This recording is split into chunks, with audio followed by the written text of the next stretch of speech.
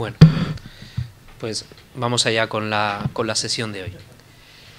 Vamos a empezar presentándonos, saludando también. Estamos grabando esto para subirlo después a YouTube, así que también pues quien tenga el ánimo de vernos desde ahí, pues también le saludamos donde quiera que esté y cuando quiera que sea, que como siempre que le dé like y a la campanilla, dadle también aquí si podáis, que todo suma a la onda Foucaultiana. Bueno, lo que vamos a hacer aquí hoy es la segunda actividad, porque tuvimos una primera con el profesor Hernani Chávez sobre la amistad en términos nietzscheanos y Foucaultianos, de un seminario que estamos echando a andar, que es este seminario de pensamiento contemporáneo. Entonces nosotros al plantear esta idea del seminario, que empezamos pensando con Emanuel y que enseguida nos han ayudado mucho a pensarlo Ari, y Ana y Manuel también, era hacer varias cosas. Una era enfocarlo desde la contemporaneidad. Lo que queremos hacer con este seminario es tanto cubrir un área de pensamiento contemporáneo como aproximar los asuntos que tratemos aquí a asuntos de nuestro presente. El otro enfoque tiene que ver con la interdisciplinariedad. Lo que vamos a hacer aquí, y si habéis visto el orden de este seminario, de este grupo de lectura, lo vais a ver incluso físicamente, es combinar sesiones en filosofía, enfoques estrictamente filosóficos, con otras sesiones que vamos a hacer en derecho, que vamos a hacer también con estos enfoques, y a ello añadiremos enfoques sociológicos, enfoques antropológicos, comunicativos, estéticos, en función también de nuestras propias fuerzas y habilidades. Así que vamos a combinar, por tanto, y esta es otra idea de método, actividades, digamos, académicas serias, con todo el boato este de la mesa, la grabación, los micros, unos arriba y otros abajo, y estas cosas que son un poco la educación oficial, incluso en los estadios de educación superior de tercer y cuarto grado, con otras actividades que la idea es que sean más abiertas, que se produzcan en otros espacios, etcétera. Esto es el objetivo de fondo. Por ahora vamos a empezar, como digo, con grupos de lectura dentro de la universidad, etcétera. Vale. Bien. Bueno, pues yo creo que con esto, que es un poco prosaico y así de metodología, pero que nos ayuda a situarnos donde estamos, podemos dar paso a lo que va a ocupar la mayor parte de nuestro tiempo hoy, que es esta intervención inicial de Emanuel Chamorro, al que muchos conocéis porque es profesor vuestro en esta facultad. No solo se ha doctorado con una tesis sobre Foucault, la filosofía política contemporánea, también en relación con esto, sino que está estudiando con detalle este curso en sus vínculos también con Marx y con otras cosas que iremos comentando en adelante.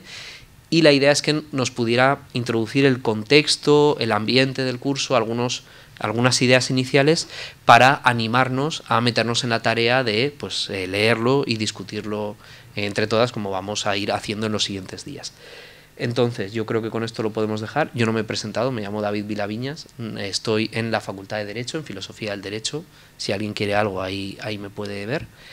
Y con esto pues podemos dar paso a Emanuel y que ya se meta en el contenido de la conferencia de hoy. Hola, buenas tardes. Bueno, bienvenidos, bienvenidas. Muchas gracias, David. Muchas gracias a vosotros y vosotras por venir. ¿Se me oye bien? Sí.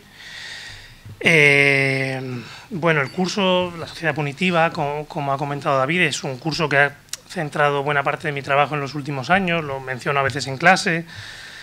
Es un curso muy vinculado a Vigilar y Castigar. De hecho, se puede entender como un primer borrador de esa investigación que llevó a Vigilar y Castigar. En fin, y tiene un montón de vectores de análisis de los que podríamos tirar. Como es algo que me gusta mucho, a lo que le he dedicado además mucho tiempo y que creo que tiene muchas posibles lecturas, me he ceñido a escribir un texto y os lo voy a leer. Así os evito estar 1 hora y media aquí escuchando divagaciones sobre cosas que se puedan salir demasiado, ¿vale? Voy a presentar una conferencia clásica que espero no sea muy larga y sobre la que luego podremos dialogar y debatir lo que queráis. No me voy a meter a fondo en muchas cuestiones del texto, porque las vamos a ver en el seminario. Pero sí quería dar algunas notas que me parece que son importantes. Entonces, lo que voy a presentar tiene fundamentalmente que ver con eso que yo he denominado el momento marxista de Foucault. ¿Por qué hay fundamento para hablar de un momento marxista o no? Hay quienes me tirarían ahora mismo de los pelos y me retarían aquí a un duelo a navajas si pudiera ser, seguramente, al oír esto, pero yo creo que hay fundamento, hay razones para defender que hay un momento marxista en el Foucault de los primeros 70 y voy a tratar de argumentar por qué. Introducción, una precaución metodológica. Siempre que abordo la relación entre Foucault y Marx, me gusta comenzar advirtiendo que Foucault jamás fue un pensador marxista. Durante 3 años, en su juventud como estudiante de la Escuela Normal Superior, militó en el Partido Comunista Francés, con el que rompió en el año 53, por discrepancias tanto políticas como personales. Tenían que ver fundamentalmente con su vivencia en el partido vinculada a su homosexualidad, que él vivió con mucha dureza. Posteriormente, entre los años 58 y 59, vivió en la Polonia controlada por la Unión Soviética, de la que tuvo que salir abruptamente por una cuestión de la que, si queréis, en algún momento podemos hablar. Recordando esta experiencia, su experiencia en Polonia, ya en el año 75 Foucault aseguró lo siguiente, cito: desde aquel momento, dice Foucault recordando su año en Polonia entre el 58 y el 59, puedo decir que no soy marxista, en el sentido que no puedo aceptar el funcionamiento de los partidos comunistas tal y como son propuestos tanto en la Europa del Este como del Oeste.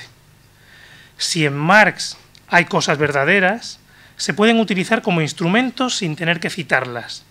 Ya las reconocerá quien quiera o quien pueda.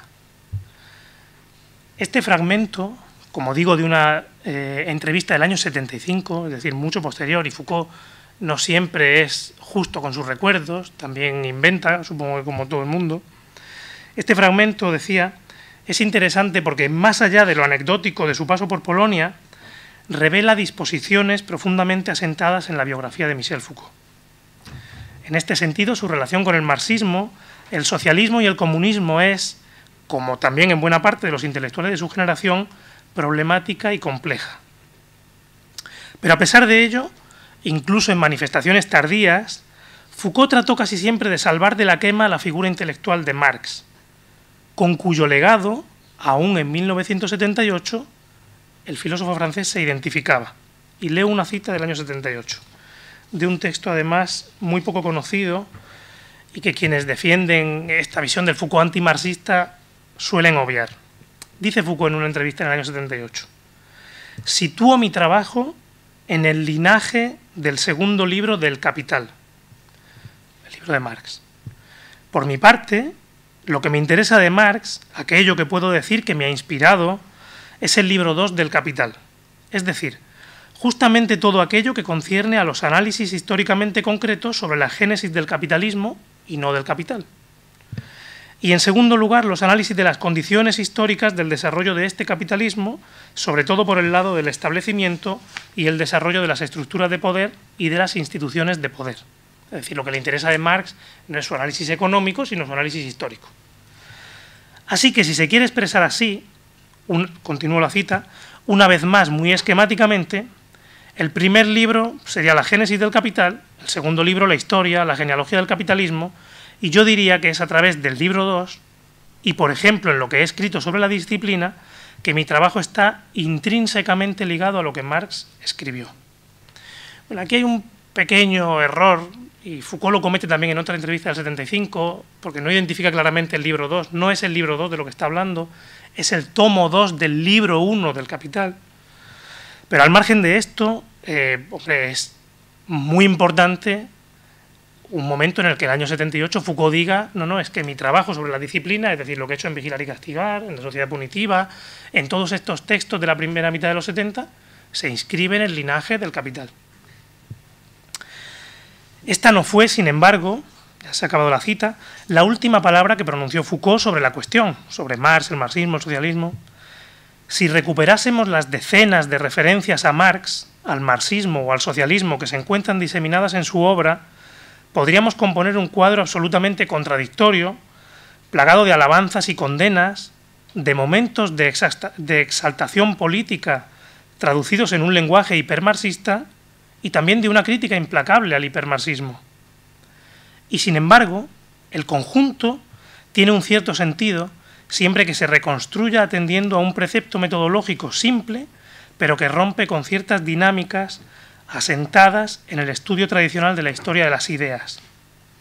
Esa precaución, este punto de partida metodológico que planteaba al inicio, consiste en identificar, tanto en sus dimensiones intelectuales como políticas, el contexto y el sentido de las intervenciones de Foucault, algo especialmente relevante en una obra compuesta en buena medida por entrevistas, conferencias y otros textos breves que conviene datar con la mayor exactitud posible. Si desconectamos estos textos, y también ocurre con sus grandes libros, del estado en que se encuentran el campo académico y político en cada momento y de la propia trayectoria intelectual y biográfica de Michel Foucault, podemos extraer de ellos la imagen que queramos. Es lo que he venido en mi trabajo llamando la sinécdoque hermenéutica. Esta idea, la sinécdoque es esta figura que toma la parte por el todo. Lo que se hace muchas veces cuando se lee a Foucault es tomar una parte, una entrevista, un libro, cualquier cosa, como el todo de su obra. Un error en el que caen muchos comentaristas de su obra que voluntaria o involuntariamente toman la parte por el todo y proyectan determinados tópicos desarrollados en un momento muy preciso sobre obras escritas bajo otras disposiciones y con otros objetivos tanto políticos como intelectuales. El propio Foucault bromeó con ello cuando en una entrevista de 1984, el año en que falleció, recordaba, y cito, haber sido localizado una tras otra y a veces simultáneamente en la mayoría de las casillas del tablero político. Anarquista, izquierdista, marxista ruidoso u oculto, nihilista, antimarxista explícito o escondido, tecnócrata al servicio del gaullismo, neoliberal. Bueno, Foucault se ríe de esto, pero hay algo cierto en ese intento esquivo de adjetivar el lugar político que ocupa Foucault, porque ocupó muchos lugares políticos, o porque sus intervenciones tomaron muchos sentidos políticos distintos. Hay algo esquivo, como decía, en la figura intelectual de Foucault, que consideraba que toda identidad es una prisión y que buscó siempre huir de etiquetas. Pero esa imagen, en buena medida cultivada por él mismo, de un pensador genialmente experimental y cuya particularidad escaparía de todas las categorizaciones, se disuelve cuando observamos el vínculo entre su trayectoria, los vaivenes del campo intelectual francés y las transformaciones que las sociedades occidentales están experimentando en ese mismo momento. La genialidad de los individuos siempre encuentra su condición de posibilidad en los marcos sociales de referencia, respecto de los cuales nunca son absolutamente autónomos, pero en los que tampoco se hallan completamente prisioneros. Precepto metodológico expuesto, ¿vale? Que viene a decir que hay que atender al contexto de lo que se está diciendo. Quienes son mis alumnos pues saben que esto es una cosa que yo repito mucho en clase y soy muy pesado con esto, pero bueno, ya sabéis lo que decía Bourdieu. El año que viene, seminario de lectura de Bourdieu sobre Heidegger. Ya se anunciará en su momento. 2. El momento marxista de Foucault. Vamos a entrar en materia. Como ya se ha mencionado, cuando se analizan con cierta perspectiva, los diferentes posicionamientos de Foucault acerca de Marx y el marxismo dibujan una trayectoria intelectual que no es exclusiva de su pensamiento, sino que se encuentra íntimamente ligada a las transformaciones de los campos político e intelectual de la Francia de su época. Teniendo esto en cuenta y examinando al detalle el conjunto de su obra, hay razones más que suficientes para hablar de un momento marxista en el pensamiento de Michel Foucault, que a mi juicio se desarrolla en la primera mitad de los años 70 y es especialmente evidente en el curso del 73, que en buena medida representa un trabajo preparatorio para su gran obra de este periodo, Vigilar y castigar. Sin embargo, incluso en este momento debemos aclarar que en ningún caso la afinidad de Foucault con el marxismo se debe comprender como una aceptación de las tesis ortodoxas o como un acercamiento político al Partido Comunista francés o al llamado socialismo real, socialismo soviético. El marxismo que influye en Foucault procede, por un lado, del propio Marx y por otro de toda una serie de corrientes y autores más o menos heterodoxos que tuvieron un enorme impacto en la cultura de la izquierda francesa de la época, gracias en buena medida a las consecuencias de mayo del 68. Así, tenemos testimonios que acreditan que Foucault a final de los 60 vuelve a leer a Marx, a Althusser, a Trotsky, a Rosa Luxemburgo, la literatura del Black Power americano y también a los historiadores marxistas británicos, especialmente a E.P. Thompson, del que hablaré posteriormente, y a Eric Hobsbawm, citado en Vigilar y Castigar, además de encontrarse constantemente en su trabajo de archivo con las diferentes corrientes del socialismo en el siglo XIX, de la que el anarquismo será la que más elogios reciba por su parte, especialmente por sus posiciones respecto del sistema punitivo. Es importante en este sentido subrayar que a lo largo de toda su vida Foucault se mostró muy crítico con algunos preceptos centrales de eso que denominó la vulgata marxista o el marxismo académico o el marxismo blando, una crítica en la que, como hemos mencionado, convergen problemas teóricos con planteamientos políticos y disposiciones afectivas muy asentados en la biografía de Foucault. Así, a lo largo de toda su obra, veremos constantemente reaparecer el rechazo a la distinción entre estructura y superestructura, el rechazo a la noción de ideología como falsa conciencia, al determinismo económico, a la subordinación de las luchas sociales al conflicto entre capital y trabajo, o al automatismo en la formación de las clases sociales y del poder de clase, entre otras tesis. Es decir, hay preceptos centrales de eso que se ha conocido como ortodoxia marxista, con todas las comillas necesarias porque es un concepto muy problemático, que Foucault siempre a lo largo de toda su vida rechazó frontalmente. Encuentro en ello, en este rechazo, sin embargo, cierta simplificación que conviene no disimular. Un trazo quizá excesivamente grueso en esa crítica Foucaultiana que me lleva a sospechar que en determinados momentos esa ortodoxia o vulgata pudo funcionar como un hombre de paja que permitía a Foucault, mediante un solo gesto, distinguirse de cualquier posición que fuera etiquetada como marxista. Un gesto, además, muy bien valorado en la segunda mitad de los años 70, cuando la crisis del marxismo y el auge de la crítica del totalitarismo se convertían en hegemónicos en el campo intelectual francés. En este sentido, resulta interesante señalar que sobre estas mismas cuestiones, objeto de su crítica, es decir, toda esta crítica que Foucault le estaba haciendo al marxismo, se estaba desarrollando un diálogo en el interior mismo de la tradición marxista que, si se observa con detalle, refleja posiciones homologables a la del propio Foucault y que éste sin duda conocía. Es decir, los planteamientos, la crítica que hace Foucault al marxismo ya la está haciendo el marxismo dentro. No es algo excesivamente novedoso.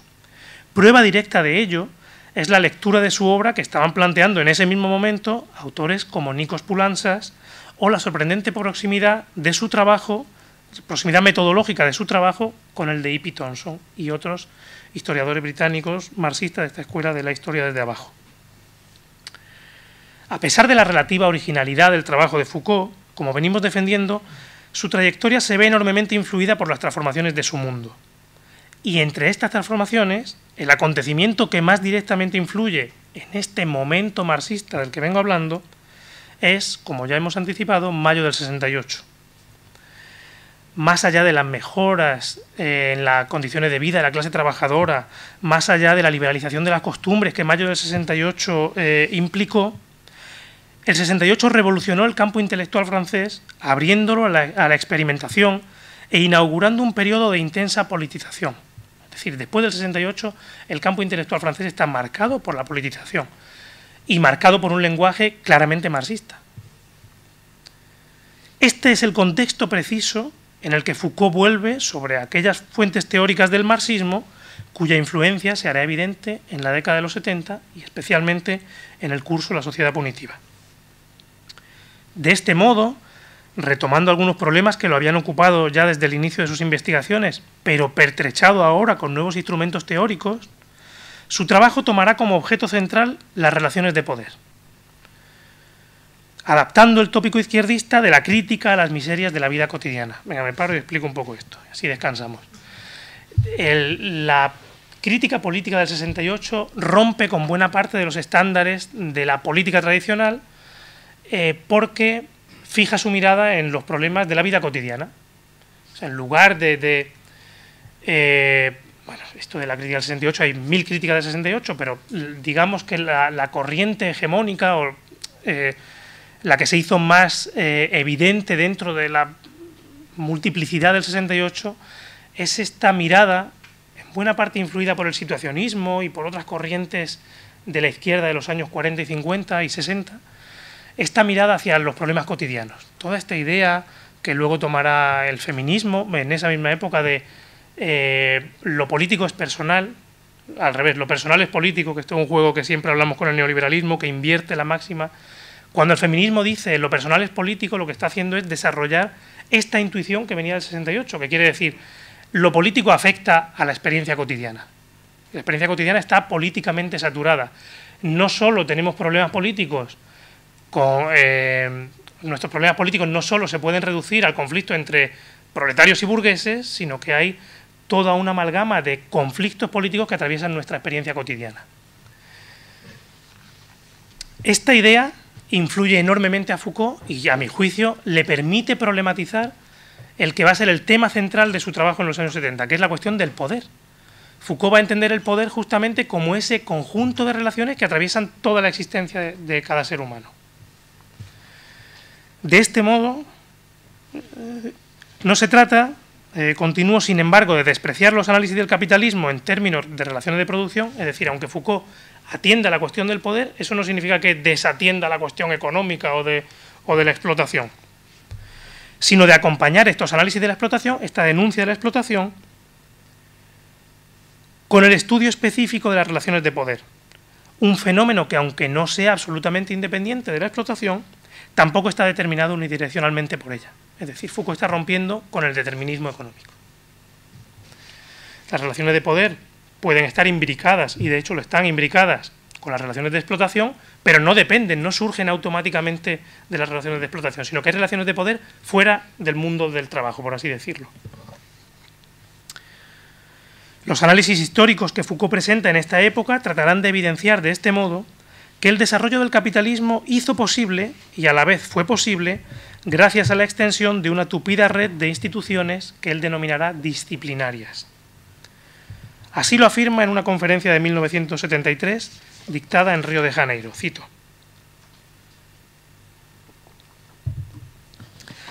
para que haya plusvalía, es preciso que haya subpoder. Es necesario que una trama de poder político microscópico capilar, enraizada en la existencia de los hombres, se haya instaurado para fijar estos al aparato de producción, convirtiéndolos en agentes de la producción, en trabajadores. El vínculo del hombre con el trabajo es sintético, político, es un lazo trazado por el poder. Lo que he intentado hacer, concluye Foucault, es el análisis del subpoder, es decir, de la disciplina, en tanto que condición que hizo posible la plusvalía. Es decir, se trata de ver cuáles son las condiciones políticas, la forma que toman las relaciones de poder en el momento en el que surge el capitalismo. ¿Por qué surge un aparato disciplinario? Porque el aparato disciplinario encaja con el tipo de extracción de valor que implica el capitalismo. Son dos matrices analíticas que Foucault en esta época consigue articular. La matriz marxista, por así decirlo, de análisis de las relaciones de clase y de la desposesión, y la matriz nietzscheana de análisis de las relaciones de poder. Es una cosa que se ha quedado fuera, pero Foucault siempre aspiró, o durante muchos años aspiró, decía, a forjar un comunismo nietzscheano. Él decía, cuando yo me afilié al Partido Comunista con 20 y pico años, yo lo que quería era ser un comunista nietzscheano. El Partido Comunista no lo consiguió, pero en esta época es donde estuvo más cerca a lo largo de toda su vida de acercarse a un modelo que pusiera, que articulara la perspectiva nietzscheana de análisis del poder con la perspectiva marxista de análisis de las relaciones de clase y de las relaciones de explotación. Esta relación entre poder y desposesión permite a Foucault, en una vuelta de tuerca del análisis marxista del capital, concluir que el poder no es una manera de prolongar las relaciones de producción, sino de constituirlas. Es decir, no hay unas relaciones de producción y de ellas deriva una forma de poder, sino que hay una estructura de poder que se vincula con esas relaciones de producción y permite constituirlas. No hay una plusvalía y un forzamiento, por así decirlo, de la gente a que trabaje, que es lo que la disciplina finalmente lo que hace es que manda toda esa fuerza social disgregada la convierte en fuerza laboral, en fuerza productiva. No hay capitalismo sin esa fuerza productiva que consigue ser fuerza productiva mediante la imposición disciplinaria. ¿Vale? Lo que se trata de que hay dos polos que, a juicio de Foucault, se articulan históricamente. Es, en este sentido, el poder uno de los elementos constitutivos, estoy citando del curso del 73, del modo de producción, y funciona en el núcleo mismo del seno de este.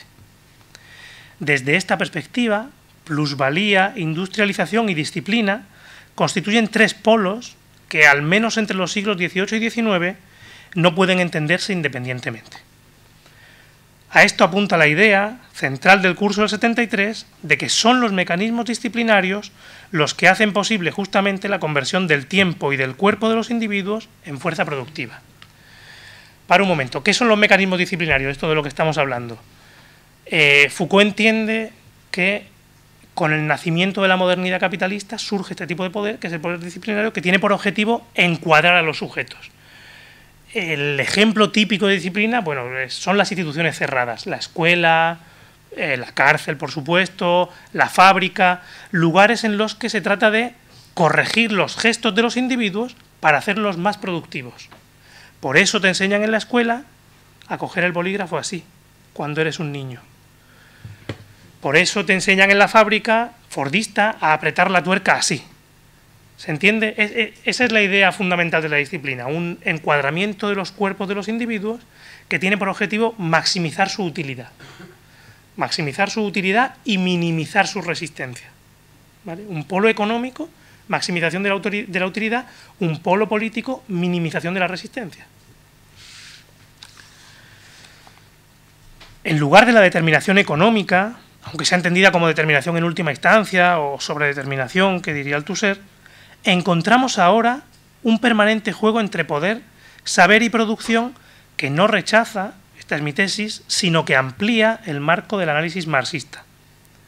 De hecho, nos encontramos con una formulación muy próxima a la que podemos encontrar en El Capital, cuando Marx señala que la violencia es la comadrona de toda sociedad vieja que lleva en las entrañas otra nueva y que es por sí misma una potencia económica. El poder en Foucault, la violencia en este fragmento de Marx, no son ajenos a las relaciones de producción, sino que las invisten, las constituyen. Esta es la gran tesis que vamos a encontrar en La sociedad punitiva muy claramente, pero también en Vigilar y castigar. Un texto que a mi juicio también forma parte muy claramente de este momento marxista, aunque, y ya lo veremos seguramente, saldrá en algún momento en las clases de comentario, es cierto que Foucault realiza un ejercicio quizá de ocultamiento de algunas categorías marxistas. No es tan evidentemente marxista el lenguaje que emplea Foucault en Vigilar y castigar, que estamos en el año 75, han pasado ciertas cosas en Francia en estos años, que el que emplea en el año 73. Entre otras ha pasado que se ha publicado Archipiélago Gulag, el gran libro antisoviético por excelencia, al que de hecho Foucault en la primera edición de Vigilar y castigar hace referencia, porque habla del Gulag carcelario o algo así. Referencia, por cierto, que luego suprime del resto de ediciones. Otra vez, para los amigos del Foucault anticomunista, bueno, Foucault en el 75 pudo creer que era una buena idea hacerle ese guiño a Solzhenitsyn, pero en las otras ediciones, estando vivo él, ya no lo vio tan... No estuvo tan de acuerdo con hacerle ese guiño. ¿Cómo estáis? ¿Bien? ¿Sí? ¿Estamos soportando bien? ¿Sufriendo un poco? Bueno. Disciplinado, está muy bien, un poquito de disciplina, ¿eh? Vamos a estar ahora... Todo esto se corta en el vídeo luego, ¿no? No, se repite en un... Vale, esto, el bucle se saca de aquí, ¿no? El clip de promoción del seminario, vale. Venga, tercer y último punto del que os quiero hablar hoy.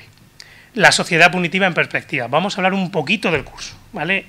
Hemos comentado pues, este precepto metodológico que os decía que entiendo que es fundamental para acercarse a la obra de Foucault. He tratado de argumentar por qué creo que hay un momento marxista en la obra de Foucault, en qué consiste este momento marxista, y ahora vamos a ver un poco, brevemente, sobre todo la primera parte, de la sociedad punitiva, porque creo que refuerza esta idea de que hay efectivamente una convergencia de interés entre Foucault y el marxismo. Esta perspectiva, esta articulación de cuestiones económicas y políticas del poder y de la desposesión y el poder, nos van a permitir comprender con mayor profundidad algunos de los elementos clave de la sociedad punitiva. El objetivo de Foucault, como se explicita ya en la primera clase del curso, consiste en avanzar hacia la construcción de una genealogía de las formas de poder presentes en nuestra sociedad. La historia para Foucault siempre es esto, siempre es una excavación para encontrar nuestras raíces y así poder entendernos mejor. Es lo que él llamó un poco más tardíamente esa ontología crítica de nosotros mismos, esa ontología histórica del presente, que viene a tratar de desentrañar eso, los fundamentos de este mundo contemporáneo nuestro. Trata de desentrañar los fundamentos de nuestro mundo porque así entiende él que lo hace criticable. Esto es una idea que estaba ya en Nietzsche y que está en Marx. ¿Cuál es la primera crítica? La crítica histórica. Porque la crítica histórica evidencia que el mundo ha sido de otro modo, entonces puede volver a ser de otro modo también. Es una crítica contra el naturalismo del presente, contra esta tendencia a naturalizar las condiciones, bueno, políticas o condiciones de vida en general del tiempo presente. Para ello rastrea Foucault en la primera mitad del siglo XIX los rasgos de ese orden punitivo que entiende que aún es contemporáneo. El sistema jurídico aparece, en un gesto típico de este periodo de la obra de Foucault, como un caso particular que permite analizar la lógica que lo atraviesa y también lo desborda. Es decir, y cito a Foucault, la penalidad como analizador de poder. Ese es el tema del curso. Eso lo dice textualmente. La penalidad como aquella faceta de la existencia social que nos permite analizar cómo son las relaciones de poder en nuestro mundo. La sociedad punitiva traza así una genealogía de eso que Foucault comienza a llamar poder disciplinario, en un diálogo permanente, y esto es fundamental, con tres perspectivas que podemos identificar en las figuras de Max Weber, de Marx y de Nietzsche. Figuras que articulan alrededor de sí la cuestión moral con Weber, la cuestión de la desposesión con Marx y la cuestión del poder con Nietzsche. Son los tres, yo creo que son las tres grandes figuras que directa o indirectamente, pues no se trata de que Foucault estuviera leyendo a Weber en ese momento, sino que son de algún modo tres paradigmas de acercamiento a esa historia de la modernidad capitalista que están sobrevolando el curso constantemente.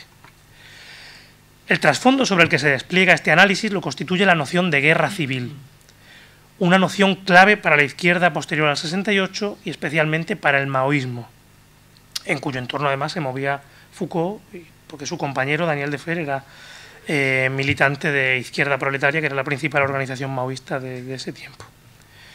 En una carta a su compañero, a Daniel Defer, de diciembre del 72, podemos encontrar ya una primera referencia a esta noción de guerra civil.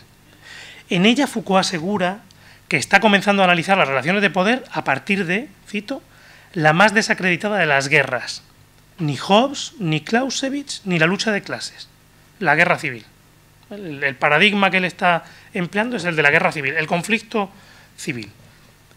Esta guerra, sin embargo, no se concibe como una guerra de todos contra todos, como un conflicto individual al modo hobbesiano. Pero a diferencia de cierta interpretación marxista, a lo mejor sociologizante, esas colectividades, Foucault entiende la guerra civil como una guerra entre colectividades, como un conflicto entre colectividades y no entre individuos. Pero estas colectividades, a diferencia de cierta visión sociológica, no preexisten. No se trata de decir, no es que el capitalismo ha generado dos clases antagónicas, como dice Marx en algunas ocasiones, y esas clases antagónicas tienen que tender obligatoriamente a la guerra. No, Foucault no está en eso. Foucault dice, hay bandos antagónicos, pero los bandos no preexisten a la guerra, sino que surgen en el propio conflicto. La guerra se concibe entonces como un... Ahora lo voy a explicar, no os preocupe, que veo caras de extrañeza, ahora yo creo que se va a entender. La guerra, así como la entiende Foucault, se concibe como un operador de subjetividad política, es decir, como una experiencia que trastorna las subjetividades políticas. En este sentido, la relación entre la guerra civil y la lucha de clases es compleja, porque a la vez que Foucault niega la preexistencia de esas clases que estarían irremediablemente condenadas al enfrentamiento, como planteaba Marx, se encuentra muy próximo a otros acercamientos, también marxistas, como el que ofrece E.P. Thompson, que concibe la clase social como un fenómeno histórico cuya emergencia depende de la propia lucha de clases. Esto en E.P. Thompson, en la formación de la clase obrera en Inglaterra, está muy claro. La clase obrera no depende del lugar que ocupa en el sistema productivo, sino de toda una serie de discursos, costumbres, prácticas, rituales que se van generando en el propio conflicto social. Y no hay una clase en sí y una clase para sí, como planteaba el esquema marxista tradicional, porque no hay una clase en sí. ¿Se comprende esto? Esto es especialmente relevante porque en realidad Foucault sí entiende esta guerra civil que se vive, a su juicio, en el comienzo del siglo XIX, en el nacimiento del capitalismo, como una guerra de clases. La guerra, cito textualmente del curso del 73, no de todos contra todos, sino de los ricos contra los pobres, los propietarios contra quienes no poseen nada, los patrones contra los proletarios. Es decir, él dice, voy a analizar cómo surge el capitalismo, voy a analizar cómo son las relaciones de poder. ¿Qué me encuentro? De trasfondo, el trasfondo de la emergencia del capitalismo es una guerra civil abierta y constante, pero no es una guerra civil de cualquier tipo, es una guerra de clases, de los que poseen contra los que no poseen. La llamada hipótesis Nietzsche, como digo, bueno, se encuentra con la hipótesis Marx. Desde esta perspectiva, Foucault va a concebir el sistema judicial y punitivo como un instrumento que permite extender el poder de una clase sobre la otra, a través de una doble intervención. Es decir, todo esto, el esquema de clase está constantemente funcionando en la sociedad punitiva. Y como digo, el sistema punitivo se extiende a través de una doble intervención. Por un lado, el desarrollo de todas estas instituciones disciplinarias que están atravesadas por el principio de vigilancia universal, y por otro lado, y esto es interesante del curso porque luego se pierde, también está vinculada a la nueva consideración del criminal como enemigo social y a todo un aparataje moral que acompaña al sistema punitivo. Es decir, el sistema punitivo no es neutral moralmente, sino que está vinculado a un sistema moral que tiene que ver además con ese poder de clase. Un sistema moral que se va a imponer y que va a ser fundamental para entender ese paso del antiguo régimen productivo al régimen capitalista. Adelanto un poco algunas cosas, pero bueno. Foucault dice, cuando al obrero se le pone en las manos, por primera vez en la historia de la humanidad, máquinas que valen su salario, el de sus hijos, nietos y bisnietos, no basta con decirle no. No basta con prohibirle, con controlarle, con cachearle. Hace falta todo un régimen moral para conseguir que el obrero acepte su papel en el modo de producción capitalista. Que esto es básicamente lo que analizó Weber y lo que analiza también E. P. Thompson en su trabajo. De este modo, junto al desarrollo del entramado disciplinario de esas instituciones de las que venimos hablando y de esa tecnología de poder, se despliega un conjunto de prácticas y discursos dirigido a la moralización de la clase obrera. Así, la idea del criminal como enemigo social toma la forma, en primer lugar, en el siglo XVIII, de una persecución del vagabundeo. Régimen capitalista. Nace un nuevo modo de producción, hay una dinámica de apropiación, de extracción de valor nueva, y hay un inicio de acumulación, lo que analiza Marx en el famoso texto de la acumulación originaria. ¿Qué pinta un vagabundo en una sociedad que tiene que acumular capital? Nada. Se convierte automáticamente en el enemigo social, porque es el enemigo del nuevo modo de producción, porque está evitando convertir su fuerza en fuerza de trabajo. Cuando Foucault habla de moral, habla de este tipo de cosas, de una persecución real. De hecho, lo leeremos, es muy interesante porque hay un momento en el que recupera fragmentos escritos en la época en los que se llama a la caza del vagabundo. No, lo que hay que hacer son organizar que cada familia traiga un miembro varón y entonces se irá al bosque y se acabará con todos los vagabundos que sobreviven ahí en esa contrasociedad extraña en las afueras de la ciudad.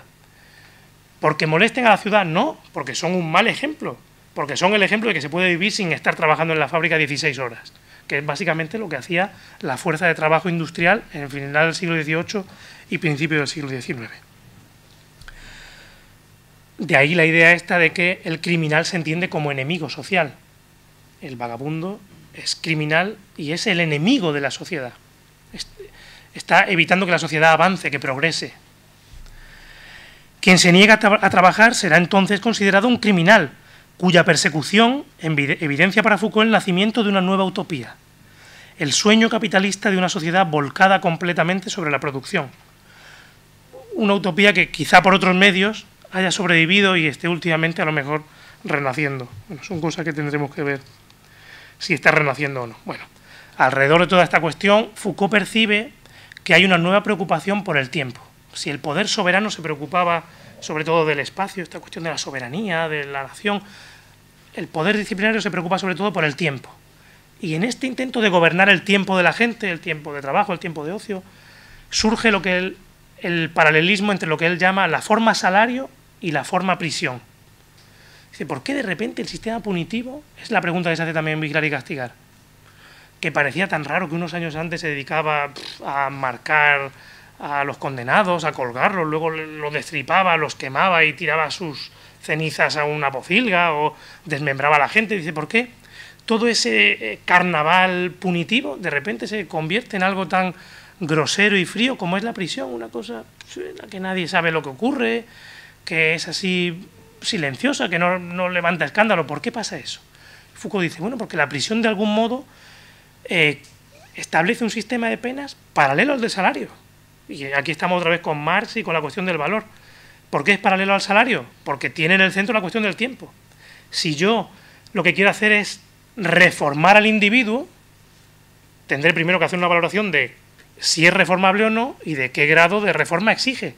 Todo eso lleva a una organización de la pena que pueda ser gradual. No, pues tú en un año estás reformado. No, tú necesitas 7. La prisión aparece como el modulador que permite hacer un cálculo eterno de las penas. Cuando tú desmembrabas a alguien, ahí no había tu tía, ¿no? Lo desmembras o lo ahorcas, pero poco cálculo hay ahí. Hay un cálculo del sufrimiento, pero no un cálculo de la restauración del individuo ni de su corrección. Un sistema punitivo que sí está dirigido a la reinserción del individuo, por así decirlo, tiene que proveer a la sociedad y a quienes, sobre todo, ejercen la justicia, de un instrumento de cálculo de penas. Foucault describe así, a partir de los casos francés e inglés, el desarrollo de una organización punitiva que tiende a institucionalizar el encierro. Un encierro que se aplica, dice, sobre el mismo grupo social, es decir, un encierro de clase, y que tiene por objetivo la reforma moral del delincuente. Voy terminando. La genealogía de la penalidad, esta genealogía del sistema penal, se vincula de este modo con los análisis de Marx acerca de la producción y de Max Weber sobre el espíritu del capitalismo, que arrojan luz sobre el argumento central del curso, a saber, que la fuerza de trabajo no brota naturalmente de las nuevas condiciones de producción, sino que se hizo necesario conformarla artificialmente. Es decir, Marx, en este fragmento famoso de la acumulación originaria, habla de cómo, bueno, y muchos otros después, al suprimir las tierras comunales, queda una población que no tiene cómo ganarse el sustento y es una población que será acogida por el sistema industrial. Hay un proceso de desposesión de eso que se ha llamado los comunes o las tierras, o los medios de ganarse la vida que tenía la población tradicionalmente, son desposeídos de eso, liberados de eso, dice Marx, y ahora su fuerza de trabajo tiene que venderse. Esa es la raíz de ese trasvase de la fuerza productiva del antiguo modo de producción al modo de producción capitalista. En lo que coinciden Marx y Foucault es que esa fuerza de trabajo no brota naturalmente. No es que un día se pongan fábricas y la gente empieza a llamar para trabajar, no, no. Si tú no desposees a las masas de su capacidad de ganarse la vida, nadie hubiera querido ir. Además, esto, perdonad que vuelva con Ipitonso, pero estoy últimamente estudiándolo y esto Ipitonso lo estudia muy bien porque él dice, bueno, es que antes de la industrialización trabajaban en los telares, sí, trabajaban los niños, sí, pero estaban ayudando con las bobinas de hilo y luego se iban 2 horas a jugar al parque con sus amigos, al parque no como los de ahora, afuera de la calle, a la puerta, donde fuera. Y luego venían y ayudaban a hacer la comida a su madre. Claro, cuando los niños entran a trabajar a la fábrica ya no trabajan así. Los niños de la fábrica trabajan 16 horas, como los adultos, y haciendo trabajos obviamente continuos y que para los cuales ellos, como por ejemplo en la mina, por su tamaño son adecuados. O sea, es decir, hay un forzamiento, una obligación de vender su fuerza de trabajo. Hay una constitución artificial de la fuerza de trabajo capitalista. Y en este elemento, en este punto, coinciden, yo creo casi literalmente, Marx y Foucault. Voy a leer 2 fragmentos, vamos a dejar con esto ya la sociedad punitiva, que hemos visto algunas cosas y no me quiero extender más, y concluyo, ¿vale? Primero leo un fragmento del Capital. Dice Marx en el Capital: no basta con que las condiciones de trabajo cristalicen en uno de los polos como capital y en el polo contrario como hombres que no tienen nada más que vender más que su fuerza de trabajo. Ni basta tampoco con obligar a estos a venderse voluntariamente. Esto es tremendo. Obligar a estos a venderse voluntariamente. En el transcurso de la producción capitalista se va formando una clase obrera que a fuerza de educación, tradición y de costumbre se somete a las exigencias de este régimen de producción como las más lógicas leyes naturales. Es decir, hay una fuerza de coacción que naturaliza una situación que no es natural, que es la de vender tu fuerza de trabajo. Fragmento del Capital. Leo ahora un fragmento de La sociedad punitiva. Dice Foucault: es preciso que la gente pueda aportar al mercado una cosa que es la fuerza de trabajo, y eso se logra mediante el sistema de poder que es el secuestro. Correlativo, el secuestro no literal, ¿vale? El secuestro entendido como disciplinario, esta cuestión disciplinaria de la que hablamos. Correlativo en términos de poder de lo que en términos económicos es la acumulación de capital. Es decir, un secuestro, una imposición disciplinaria correlativa a la acumulación del capital. El capitalismo, en efecto, dice Foucault, no se encuentra así como así la fuerza de trabajo.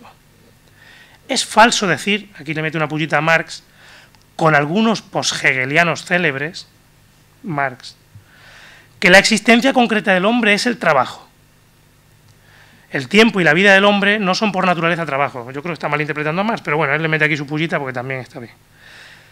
El tiempo y la vida del hombre no son por naturaleza trabajo, como decía Marx. Son placer, discontinuidad, fiesta, descanso, necesidad, instantes, azar, violencia, etc. Ahora bien, toda esa energía explosiva la que hay que transformar en una fuerza de trabajo continua y continuamente ofrecida al mercado. Es decir, hay que imponer violentamente unas condiciones de vida que hagan que la gente tenga, efectivamente, se vea, como dice Marx, obligada voluntariamente a vender su fuerza de trabajo.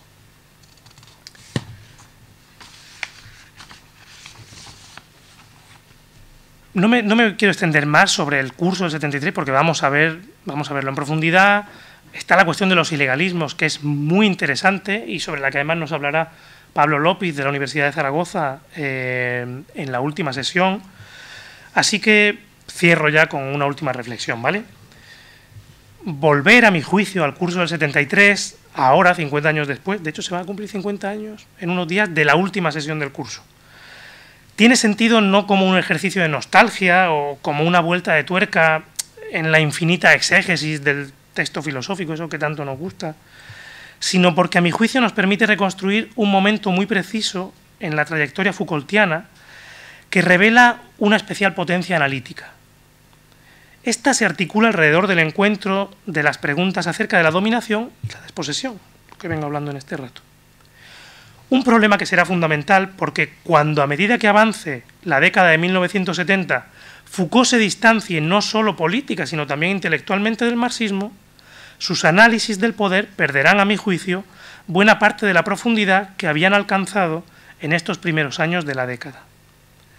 Esto ocurre paradigmáticamente con Nacimiento de la biopolítica, el curso que dictó en el 79 sobre el neoliberalismo y del que hoy se nutren buena parte de las corrientes críticas con estas nuevas formas de capitalismo. Este trabajo, sobre el que el Seminario de Pensamiento Contemporáneo volverá el próximo curso, el trabajo de Foucault sobre el neoliberalismo, constituye un instrumento enormemente valioso para comprender la lógica de las relaciones de poder en el mundo contemporáneo, pero necesita, repito, a mi juicio, complementarse con una mirada que atienda a ese problema que paulatinamente Foucault había ido desechando, el del capital, es decir, el del vínculo entre dominación y desposesión que define la organización social capitalista.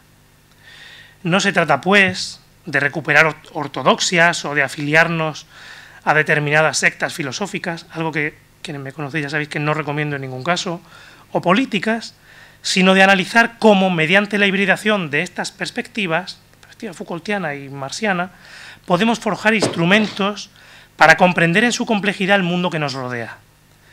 Este es el sentido, creo, del Seminario de Pensamiento Contemporáneo que estamos poniendo en marcha y de la oportunidad de recuperar textos como La sociedad punitiva, que a mi entender, aún pueden sernos útiles.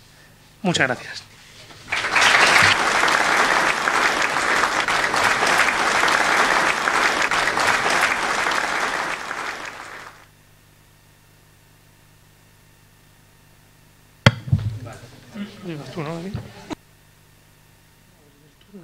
Venga, pues abramos un poco un turno de discusión, de preguntas sobre esto. Tenemos que pensar que son las 7, hemos estado un rato. Bueno, yo creo que da de sí. Si queréis plantear cosas, yo me lo apunto por aquí. Plantear cuestiones también sobre lo que la conferencia, vamos. Sí. Técnicas o de contenido, lo que queráis. Hay un micrófono inalámbrico por aquí y, venga, bueno, pues el micro irá pasando. ¿Recogemos 2 o 3 o sí, directamente cada una? Sí, vamos a intentar acumular esto. Vale.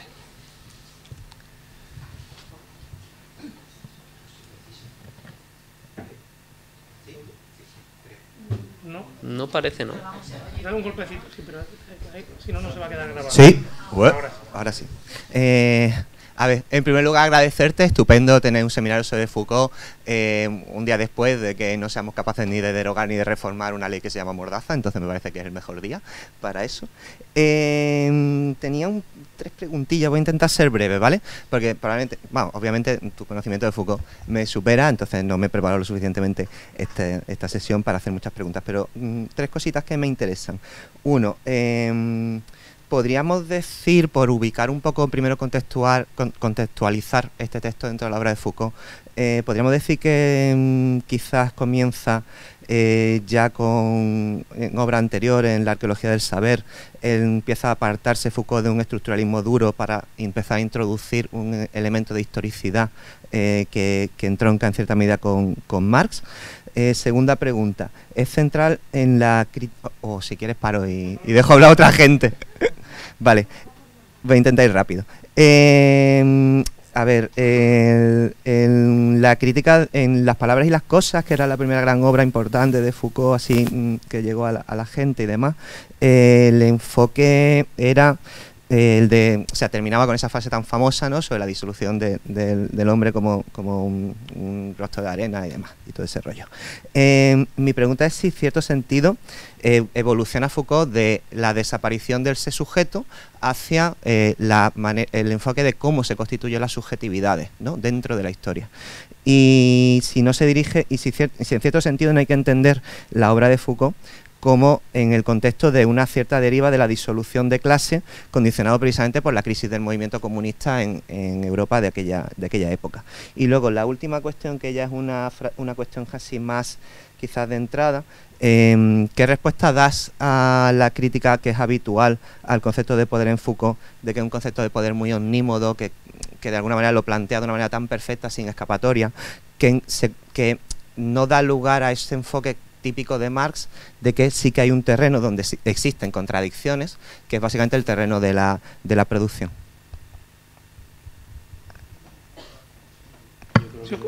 Podemos hacer una... Sí, yo creo que respondo a esto y luego, porque si no, no voy a ser capaz. Es que son preguntas, claro, que son 40 minutitos cada una de ellas. Voy a intentar ser breve, ¿no? Son cosas muy interesantes. Apuntas cuestiones que algunas se salen un poco del foco de esto, pero que son interesantes para entender también lo que está haciendo Foucault en los 70. Voy a conectar la primera y la segunda pregunta. Se sabe que, bueno, Las palabras y las cosas es la gran obra de ese Foucault de los 60, de ese Foucault de la arqueología, no de la genealogía, es decir, de los discursos, no del poder. Aunque, bueno, es una partición que también tiene sus problemas, pero bueno, aceptemos esa partición, aunque sea momentáneamente para ubicarnos.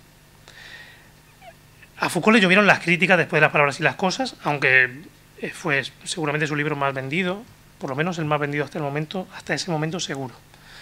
Y le llovieron fundamentalmente desde el marxismo, y fundamentalmente desde el núcleo alrededor de Sartre. Y lo que le decían era justamente, la arqueología está muy bien, usted me está aquí contando cómo funciona la episteme moderna, pero ¿y eso de dónde sale? ¿Dónde está la historia en el análisis arqueológico? Foucault en ese momento contestó, por supuesto, que la historia estaba ahí, que esa crítica no apuntaba bien. Bueno, yo creo que con el tiempo Foucault le dio la razón a Sartre y a sus críticos. Y ese paso de la arqueología, que es un análisis horizontal de estratos, a la genealogía, que es un análisis vertical del movimiento histórico, da la razón a lo que estaba diciendo Sartre y los sartreanos de su obra previa. En este sentido, yo sí creo que desde el 69 las cosas están cambiando para Foucault, quizá antes. El gran acontecimiento, no solo político, sino intelectual, que transforma a Foucault es el 68. Foucault no vive el 68 en París, que esto también es algo tremendo, pero lo vive en Túnez. Y en Túnez hay una revuelta estudiantil que acaba pues con... Bueno, Foucault narra escenas él estaba dando clase, la policía sacaba unos cuantos estudiantes, los llevaba al sótano y los reventaba y los molía en el sótano. Entonces, él vivió una experiencia política muy fuerte en Túnez. Con los años él llegó a decir, bueno, es que aquí lo que viviste en las barricadas, bueno, lo de Túnez sí era una verdadera experiencia política. Un poco también desdeñando, que sí, una cosa también muy del personaje también. No, mi experiencia sí era realmente auténtica porque yo estuve expuesto físicamente. Se cuenta, Foucault no está especialmente politizado antes de su experiencia de Túnez, pero allí empezó a ayudar a los estudiantes. Se cuenta que guardaba una máquina, un arroneo de una copista en su jardín, y que también guardó en su casa algunos estudiantes que estaban perseguidos y tal, y bueno, y además intentó, y de esto sí hay bastantes testimonios, intentó por todos los medios que la comunidad intelectual francesa de Túnez y que los agregados del gobierno francés en Túnez apoyaran la revuelta de los estudiantes. Y no lo consiguió. En el año 68 a Foucault cuentan ciertos testimonios de esto, no puedo decir que sea absolutamente cierto porque solo lo he encontrado creo en el libro de David Messi. A Foucault él iba con su coche de la universidad a su casa, se le pone a su misma altura un coche que le pide parar y la policía lo revienta a hostias de allí. Eso lo entendió Foucault como un aviso de, oye, entonces el embajador le dijo, oye, aquí las cosas se están poniendo calientes, te conviene irte. Entonces Foucault se fue en parte por su implicación en el apoyo a los estudiantes tunecinos. Y ese acontecimiento fue determinante para su inserción después en el campo intelectual francés, en un campo intelectual politizado en el que, bueno, pues si Sartre unos cuantos años antes y él se estaban dando puñetazos, de repente aparecían en todas las manifestaciones juntos, firmando todos los manifiestos del mundo juntos y con una sola voz. Esa inclusión de Foucault en el campo intelectual del 68 yo creo que le trastocó definitivamente y le hizo entrar en ciertas consideraciones como esta cuestión del paso de la arqueología a la genealogía, que tiene su recorrido teórico, pero que yo creo que tiene sobre todo una impronta política muy importante. Y respecto a la última cuestión, de esta cuestión la visión omnímoda del poder en esta primera parte de Vigilar y Castigar, en la que en el panóptico todo esto parece que no hay salida, bueno, pues yo es que creo que justamente la segunda parte de Vigilar y Castigar anuncia ya que eso no funciona así. Y entonces de repente te está convenciendo Foucault, no, esto ha cambiado, ahora ya en la cárcel todo el mundo se observa, esto se controla. Te dice, pero... Y te lo dice, y cuando lo estás leyendo dice, ¿pero qué me estás contando? Cuando ya has leído 2 o 3 veces el texto, dice, ¿pero qué me estás contando ahora, muchacho? Me has tenido 150 páginas convenciéndome de que vivimos en una sociedad disciplinaria y de repente me dices, no, pero en realidad la delincuencia no está para disciplinar a la gente, no, está para reintegrar a los circuitos del capital cierto excedente social con el que la disciplina puede convivir. ¿Qué es eso? La disciplina no era un sistema que tiene que tender, cuya utopía es una sociedad absolutamente controlada. Entonces, ¿cómo me dices tú que la delincuencia, la prostitución, el tráfico de drogas son en realidad afueras del sistema que la propia disciplina permite y promueve porque les permite controlar indirectamente? Hombre, controlar indirectamente, eso no es disciplina. Controlar indirectamente es lo que 4 años después dirás que es la seguridad. Entonces dirá Foucault, en el 75, modelo disciplinario, todo esto. En el 77-78 dirá, no, ya no vivimos en una sociedad disciplinaria.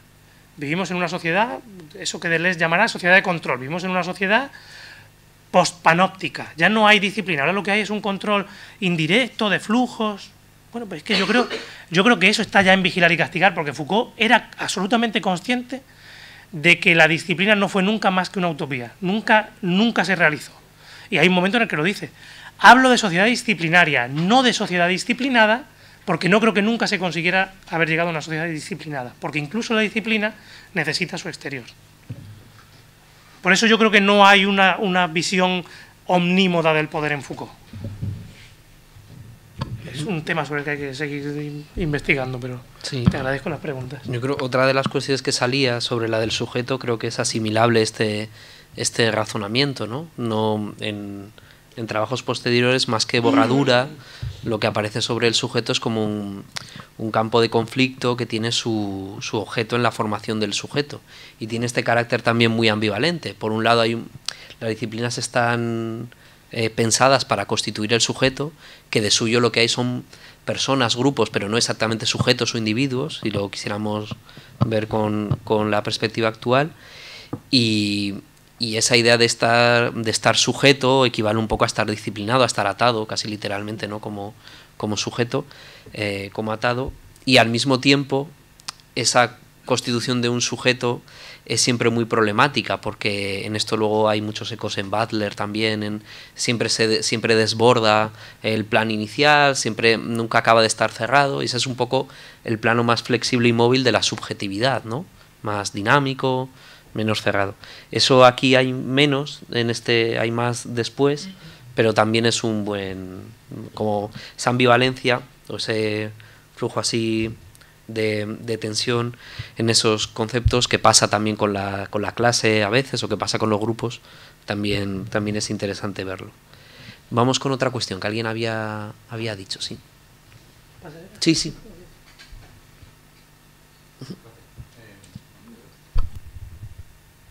¿Sí? Vale. No sé si hace falta realmente en este aula, pero bueno, ¿sí? Ah, vale.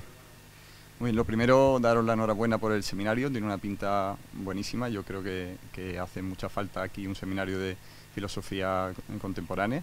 Me ha gustado mucho la charla en concreto, y yo me parece que tienes unas conexiones ahí muy buenas para intentar trazar la herencia marxista en ese Foucault de los años 70, pero yo tenía entendido, son lecturas muy antiguas y que quizás en algún sentido ya, o no están actualizadas, no lo recuerdo bien, pero me parece que era expresa la conexión del primerísimo Foucault con Marx ya en la etapa, no ya de la historia de la locura, sino incluso anterior, un libro que, si no recuerdo mal, se llamaba Enfermedad mental y personalidad, donde a la hora de explorar los orígenes y el funcionamiento de la experiencia del loco, Foucault se apoyaba en dos corrientes totalmente hegemónicas en el momento, de las que después intenta despegarse para ganar personalidad un poco como pensador, que eran por una parte el marxismo y por otra parte en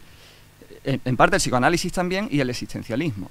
Entonces ahí sí que, a la hora de entender el origen de la experiencia del loco, creo que expresa la idea de que la alienación del sistema capitalista está en el origen de esa experiencia, cosa que después en Historia de la locura pues sale frente a un análisis más disciplinario y de estructura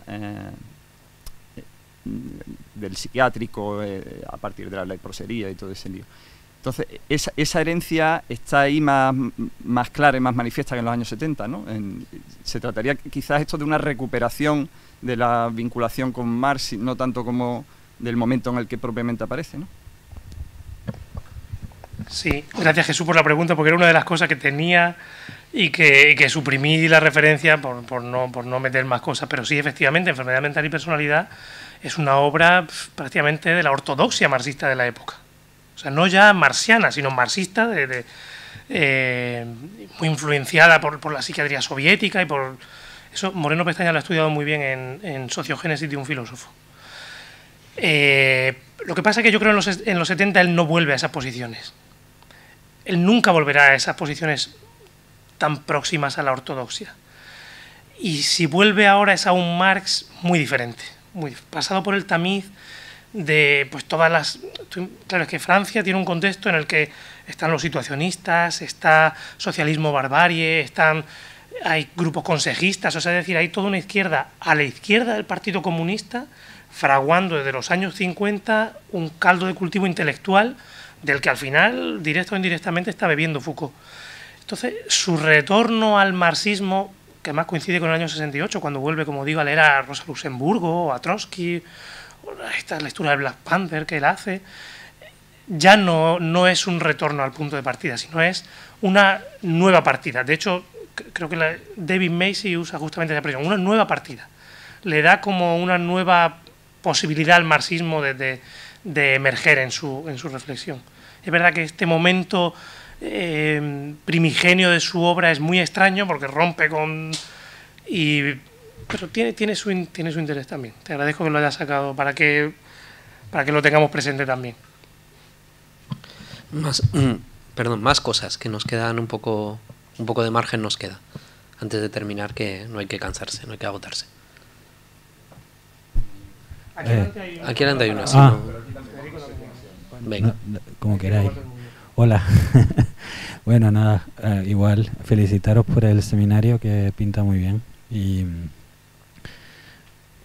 en el 72, claro, es una pregunta, es un comentario. En el 72 se publica el Antiedipo, ¿no? Y esto es el 73. Y claro, ha salido en un momento, tú lo has nombrado muy, claro, como muy entrando en el asunto candente de que esto Foucault-Marx es Foucault-Marx-Nietzsche, ¿no? En realidad, es Marx con Nietzsche. Y todo esto tomando estos nombres propios como campos de heterogeneidades, pero a la vez como puntos muy precisos, ¿no? Marx-Nietzsche es el Antiedipo, ¿no? 1972. Y la pregunta es un poco cómo habéis pensado hacer esa lectura o esa conexión, ¿no? Porque, y por aquí va el comentario, ¿no? Después de la breve pregunta preliminar, porque, o sea, en parte lo que hay una definición muy simple que se puede dar de sociedad, o sea, de capitalismo, que es el capitalismo es la instalación de una falta inmemorial, ¿no? Es decir, es la manera que se tiene de que cada uno se diga en la cama antes de levantarse: yo no puedo hacer esto solo, yo no puedo hacer lo otro, estoy desbordado, necesito de tal, ¿no? O sea, hay una ligación entre un no poder, la carencia, la falta, y en el fondo necesito un jefe, necesito una representación, necesito una estructura a la cual apelar, en fin.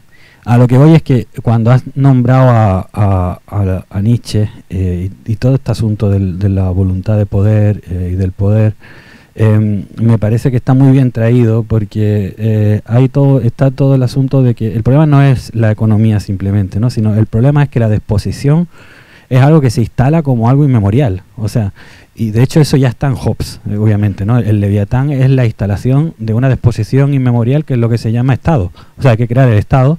El Estado se crea con la disposición de la fuerza, y la fuerza esa no es ya la fuerza de trabajo, que obviamente es la fuerza de trabajo, sino que es la fuerza de cada individuo en una sociedad natural, ¿no? Tú no puedes tener fuerza, tú no puedes ejercer violencia, ¿no? De ahí la fascinación por el gran criminal. Tú necesitas de un representante.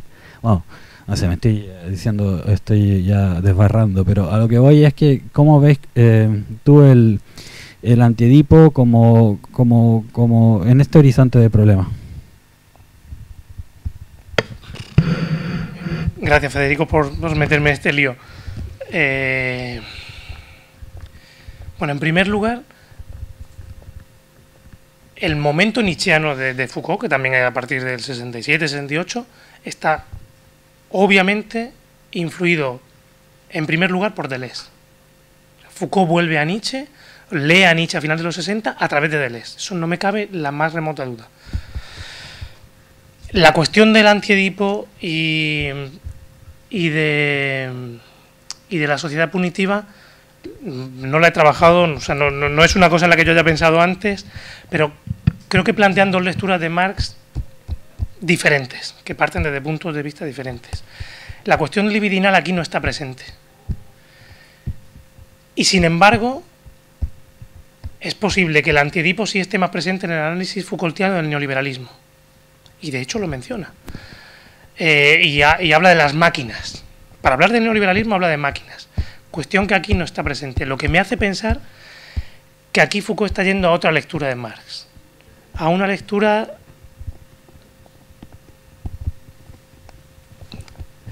sí, en cierto modo, pero es que también le está metiendo caña al Althusser aquí.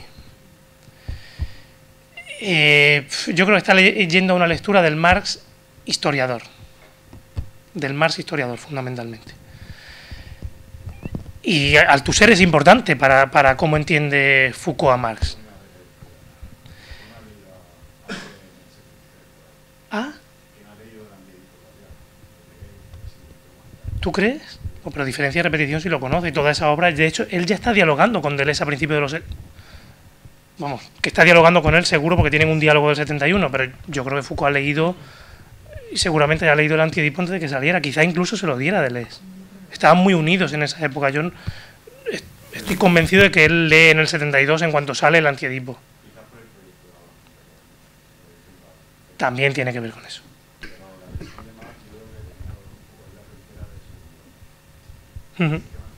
Sí.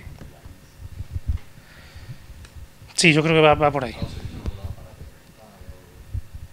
Sí, pero a su vez no en el sentido althuseriano.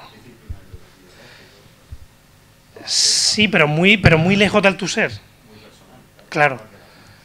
De hecho, será, yo creo, más bien Althusser el que modificará su planteamiento a la luz de lo que está haciendo Foucault en esos años 70. Sí. Y en el libro de Foucault y sus contemporáneos, de Eribon, dedica un capítulo muy interesante al vínculo entre Foucault y Althusser. Y bueno, la cuestión del Anti-Edipo la dejo un poco en el aire porque no la tengo trabajada así, pero la verdad que si quiere le podemos dar una vuelta y pensarlo un poco juntos. Magnífico. Le agradezco, Federico. Gracias. Hagamos una cosa, como tenemos una palabra pedida y nos acercamos más o menos a llevar 1 hora y media, podemos hacer, si os parece, un turno final para para juntar con tu palabra a otras. Igual se les ocurre mientras hablas.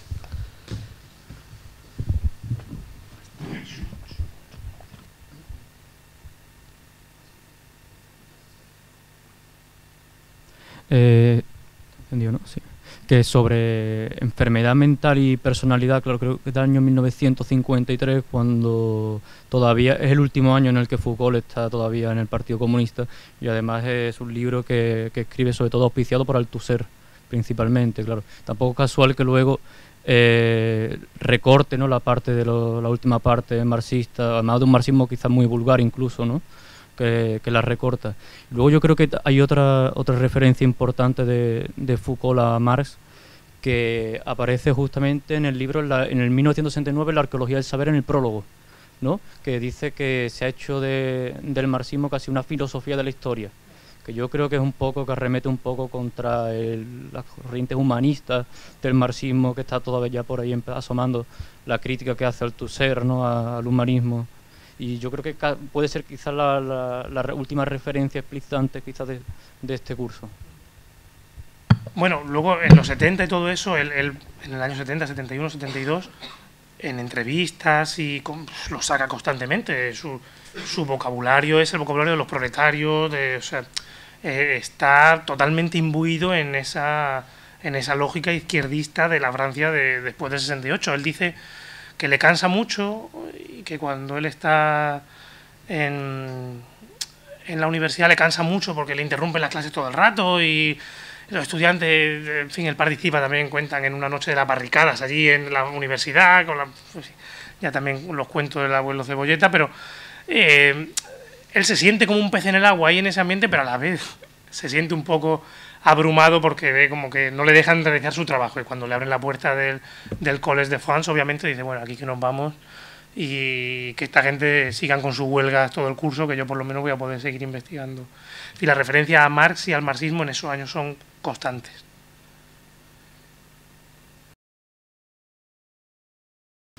Muchas gracias.